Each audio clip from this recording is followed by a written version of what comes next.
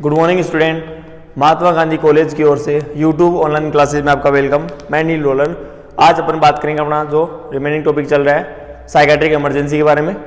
तो जो psychiatric emergency है इसमें हमने पढ़ा कि ऐसा साइकेट्रिक प्रॉब्लम जिसके अंदर पर्सन का जो माइंड, पर्सन का जो थिंकिंग, पर्सन की जो एक्टिविटी, इमोशन क्या होगा, चेंज हो जाएगा, डिस्टर्ब हो जाएगा, जिसके कारण क्या होगा, पर्सन अपने आप को इस टाइप की एक्टिविटी के अंदर शो करेगा, जिसके कारण क्या उसका जो इमीडिएट ट्रीटमेंट, इमीडिएट इंटरवेंशन देना पड़ेगा। जिसके अंदर हमने पढ़ा कि ओवर एक्टिविटी पढ़ा, जिसके अंदर पर्सन क्या करता है, डिस्ट्रक्टिव बिहेवियर शो करता है।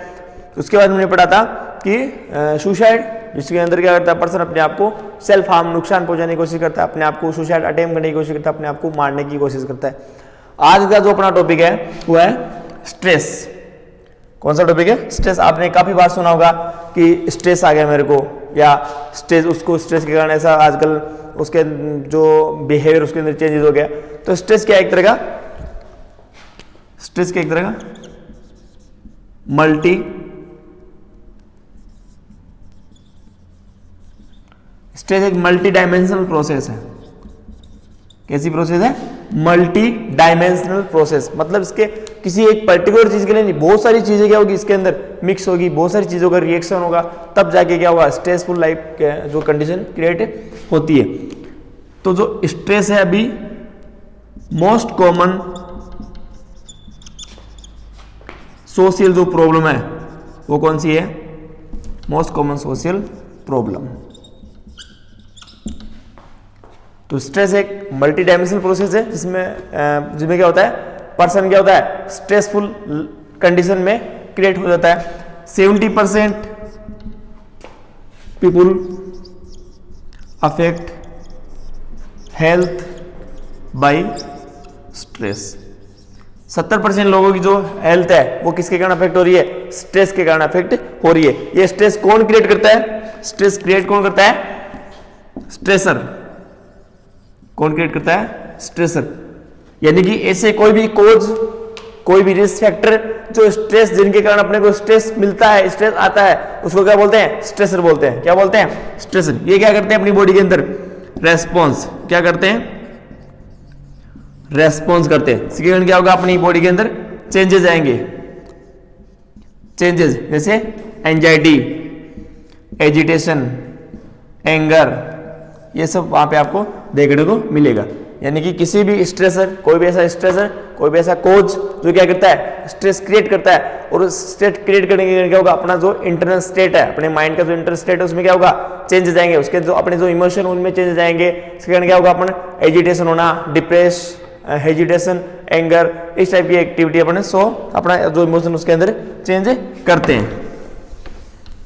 अभी अगर बात करें मोस्ट कॉमन जो कोज है अपनी बॉडी के अंदर जो इलनेस, हेल्थ का जो अफेक्ट होने का, अपना जो बॉडी है उसके अंदर जो अपना जो हेल्थ है वो अफेक्ट हो रहा है, उसका जो मोस्ट कॉमन कोज कौन सा होता है? हेल्थ होता है, स्ट्रेस होता है। इसी के कारण क्या हो रहा है, स्ट्रेस एक तरह की सोशल प्रॉब्लम है, एक मोस्ट कॉमन सोशल प्रॉब्लम, जिसके कारण क्या हो रहा है, पर्सनों जो पर्सन है उनका जो हेल्थ है वो अफेक्ट होता है। नेक्स्ट बात करते हैं स्ट्रेस होता क्या है, कौन कौन से स्ट्रेस होते हैं? Stressor, event of life, event of life, event of life, यानी कि किसी भी पर्सन के लाइफ के अंदर ऐसा कुछ ना किसी टाइप का इवेंट आता है, और उस इवेंट के कारण क्या हो सकता है, वो पर्सन अपनी लाइफ के अंदर थोड़ा सा स्ट्रेस ले लेता है, और वो थोड़ा थोड़ा स्ट्रेस आगे तक अगर वही स्ट्रेस अगर कंटिन्यूस रहता है तो उस पर्सन का जो स्ट्रेस है वो बहुत ही कॉम्प्लिकेटेड स्टेज के अंदर चला जाता है। बात करते हैं इसके अंदर डेथ ऑफ लव ऑब्जेक्ट। अगर कोई भी ऐसा ऑब्जेक्ट, कोई भी पर्सन हो सकता है, कोई ऑब्जेक्ट कुछ है, अगर उससे अपन को बहुत ज्यादा लगाव है और उसका अगर डेथ हो जाता है तो पर्सन क्या हो सकता है, उसकी लाइफ के अंदर ऐसा इवेंट आया जिसके कारण क्या हो सकता है, वो स्ट्रेस में जा सकता है। इसके अलावा डिवोर्स, इसके अलावा क्रोनिक इल, किसी टाइप की बीमारी हो सकती है, डेथ ऑफ लव ऑब्जेक्ट हो सकता है, डिवोर्स हो सकता है, इसके अलावा फैमिली प्रॉब्लम हो सकता है, डिजास्टर हो सकता है, एक्सीडेंट हो सकता है। तो इस टाइप के उसकी लाइफ के अंदर ऐसे कोई इवेंट्स आए होंगे जिसमें क्या होगा, उस लाइफ इवेंट्स के कारण क्या हो रहा है, उसकी लाइफ के अंदर स्ट्रेस आ गया। जैसे किसी भी पर्सन का डेथ हो जाना, जिससे वो बहुत ज्यादा उसका जो अट्रैक्शन था या अटेंशन था या उसका जो बोल सकते कि उससे बहुत ज्यादा लगाव था, उसका अगर डेथ हो जाना, या किसी भी पर्सन है उस पर्सन का डिवोर्स हो जाना, उसकी जो फैमिली प्रॉब्लम्स है उसके अंदर, उसका जो मैरिटल लाइफ है, जो मैरिटल जो लाइफ है उसके अंदर किसी टाइप का चेंज आना, डिवोर्स हो जाना, इसके अलावा फैमिली प्रॉब्लम हो गया, या किसी टाइप का डिजीज, क्रोनिक इल डिजीज हो गया, किसी टाइप का एक्सीडेंट हो गया, या ऐसा कोई डिजास्टर हो गया या पुरानी, तो वो सब चीजें क्या करेगी, उसकी लाइफ के अंदर जो स्ट्रेस है वो क्रिएट करती रहेगी। इसके अलावा event of day, event of day जो डेली रूटीन है उस रूटीन के कारण भी क्या हो सकता है, स्ट्रेस आ सकता है। जैसे वर्कलोड, जॉब, इसके अलावा इकोनॉमी, सोशियो इकोनॉमिक, इसके अलावा स्कूल, रिटायरमेंट, मनी,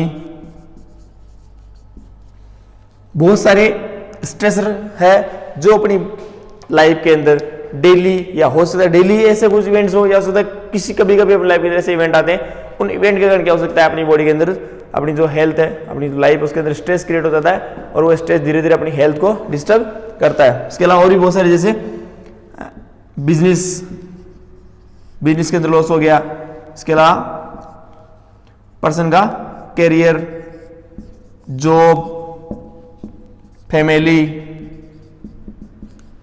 सक्सेस, ये सब क्या है, अगर इनके अंदर पर्सन का जो जैसे उसकी जो डिमांड है, उसका जो अचीवमेंट अगर उसको प्रॉपर नहीं मिल पाता है, एजुकेशन हो गया, लेक ऑफ एजुकेशन के कारण हो सकता है, किसी भी कारण अगर वो क्या हो रहा है, अगर उसका जो गोल है वो अचीव नहीं हो पाता है, उसके कारण भी क्या हो सकता है, पर्सन को स्ट्रेस हो जाता है। और ये सभी क्या है, एक तरह को अपन क्या बोलेंगे, इसको स्ट्रेसर बोलते हैं। नेक्स्ट बात करते हैं कि जब भी ये जो स्ट्रेस आता है, जब भी ये स्ट्रेसर है जो एक तरह का कोज ऑफ स्ट्रेस है, वो जो उसकी लाइफ के अंदर एंटर करता है, तो उसकी जो लाइफ है, लाइफ के अंदर एंटर करता है, उसकी जो बॉडी है उसको किस टाइप से उसके साथ रेस्पॉन्स करती है, क्या उसके साथ रिएक्ट करती है, क्या उसका रेस्पॉन्स रहेगा, क्या उसका रिएक्शन रहेगा, वो अपन देखते हैं। तो फर्स्ट देखते हैं रिएक्शन ऑफ स्ट्रेसर, कि जब भी जो स्ट्रेसर है, जब भी जो स्ट्रेसर है वो अपनी लाइफ के अंदर इवेंट्स, कोई भी किसी भी इवेंट के थ्रू आ रहा है, तो अपनी बॉडी उसके साथ क्या रिएक्शन करती है, कैसा रिएक्ट करती है। तो पहले क्या होता है, इसके अंदर एक होता है अलार्म फेज। जब भी अपनी बॉडी के अंदर क्या होता है, किसी टाइप का स्ट्रेस है, जैसे क्या हुआ, अचानक ही किसी टाइप का बिजनेस, उसके अंदर जो बिजनेस है या जॉब है वो जॉब छूट गई, तो क्या होगा, अलार्म। जॉब में क्या होगा, क्या था, एक तरह का अलार्म, जॉब छूटना स्ट्रेसर था, क्या था, स्ट्रेसर था। इस स्ट्रेस से क्या होगा, अपनी बॉडी के अंदर अलार्म बजाए, किसके लिए, स्ट्रेस के लिए, स्ट्रेस को क्रिएट करने के लिए। लेकिन क्या होगा, अब मेरे माइंड है, जो ब्रेन है, उस ब्रेन में क्या होगा, जो सिंपैथेटिक नर्व सिस्टम है वो एक्टिवेट हो जाएगा। और सिंपैथेटिक नर्व सिस्टम का काम क्या होता है, इसमें फाइट एंड फ्लाइट में ये जो इवेंट आया है, ये जो स्ट्रेसर है वो अपनी मेरी बॉडी के अंदर स्ट्रेस क्रिएट करना चाहता है, लेकिन मैं क्या करूंगा, इससे लड़ने की कोशिश करूंगा, फाइट एंड फ्लाइट करने की कोशिश करूंगा। तो इसके अंदर जो पहली जो स्टेज है, स्टेज में वो होती है अलार्मिंग फेज, जिसमें क्या होता है, पर्सन के अंदर कुछ भी अगर स्ट्रेसर होता है, उस स्ट्रेसर में अपनी बॉडी क्या करती है, उसको उसका जो रेस्पॉन्स देती है, और क्या करती है, उसको नॉर्मल कंडीशन में रखने की कोशिश करती है, फाइट और फ्लाइट, उससे लड़ने की कोशिश करती है।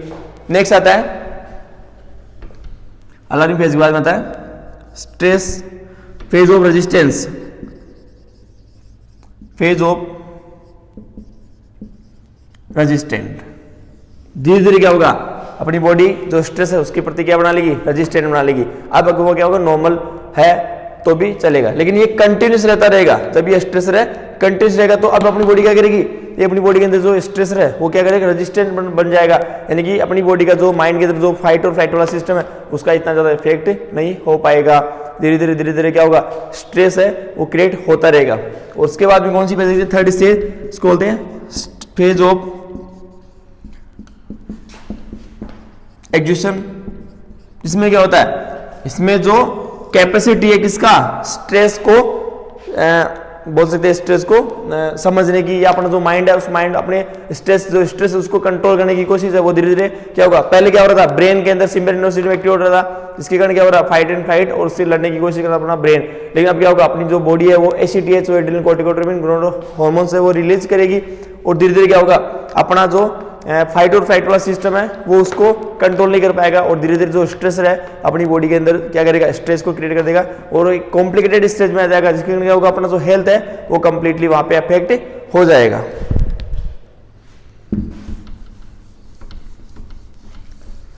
नेक्स्ट बात करते हैं कोपिंग विथ स्ट्रेस।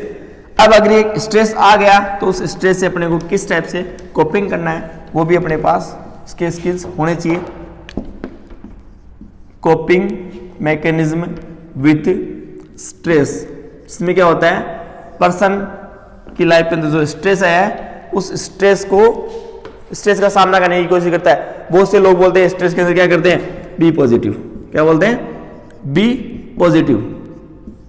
किसी का रिजल्ट आया, फेल हो गया, तो वो स्ट्रेस हो जाता है, स्ट्रेस में चला जाता है। उसके जो स्ट्रेसर है क्या, एग्जाम का स्ट्रेसर था, या जैसे अभी एग्जाम आने वाला तो आपके एग्जाम का, तो आप क्या करते हो,